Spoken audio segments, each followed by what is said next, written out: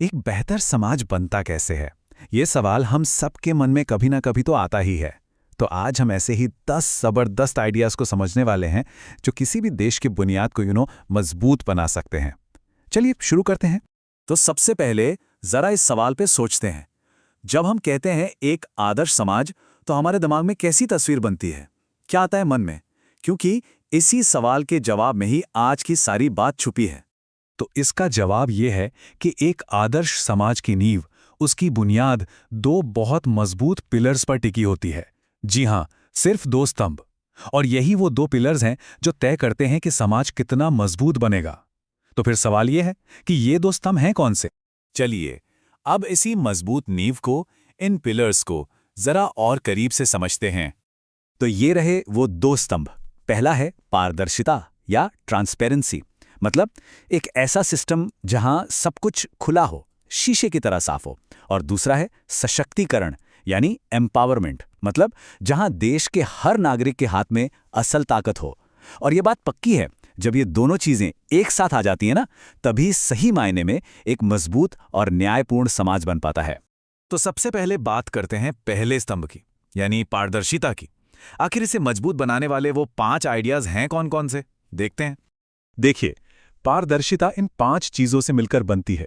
सबसे पहली और सबसे जरूरी चीज है शिक्षा का प्रसार, क्योंकि पढ़ा लिखा इंसान ही तो सवाल पूछने की हिम्मत रखता है।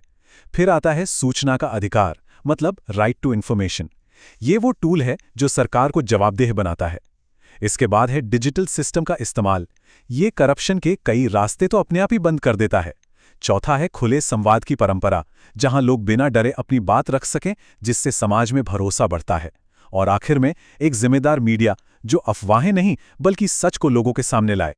और जानते हैं इन सब का सबसे बड़ा फायदा क्या होता है? ये कि एक जागरूक समाज ना अपनी गलतियों को खुद ही कम करने लगता है। मतलब सोसाइटी एक तरह से सेल्फ करेक्टिंग मोड में चली जाती है। वो खुद को सुधारने की ताकत हासिल कर लेती है। अच्छा, अब आते हैं हमारे दूसरे पिलर पर, सशक्तिकरण।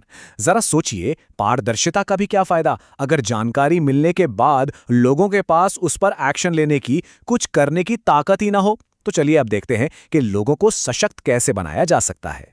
तो एम्पावरमेंट के भी 5 सूत्र हैं। सबसे पहला, स्वावलंबन और रोजगार, जिससे लोगों को आर्थिक आजादी मिले। दूसरा, महिला सशक्तिकरण, क्योंकि जब तक समाज की आधी आबादी मजबूत नहीं होगी, समाज आगे कैसे बढ़ेगा। तीसरा है युवा शक्ति का सही उपयोग, हमारे देश की जो यूथ पावर है उसे सही दिशा देना। चौथा, एकता और भाईचारा, जो समाज को जोड़े रखता है, टूटने नहीं देता। और इन सब की जड़ में, इन सब के नीचे जो बुनियाद है, वो है नैतिक मूल्यों का निर्माण। क्योंकि आखिर में असली ताकत ना तो पैसे में है और ना ही किसी पद में। असली ताकत इन चीजों में है, ईमानदारी, अनुशासन और जिम्मेदारी।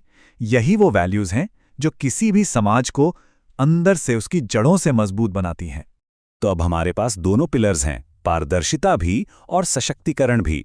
अब देखते हैं कि जब ये दोनों मिलते हैं तो मिलकर प्रगति का, आगे बढ़ने का रास्ता कैसे बनाते हैं। ये देखिए, यहां बिल्कुल साफ है कि ये दोनों कैसे एक दूसरे के साथ काम करते हैं।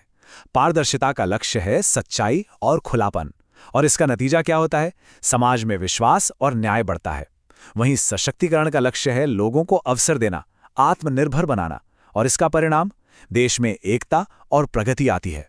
असल में एक के बिना दूसरा अधूरा है, और यही वो बैलेंस है जो एक सफल राष्ट्र बनाता है। तो ये थे समाज को बनाने वाले वो 10 बेहतरीन विचार। पर अब जाते जाते एक सवाल छोड़ जाते हैं।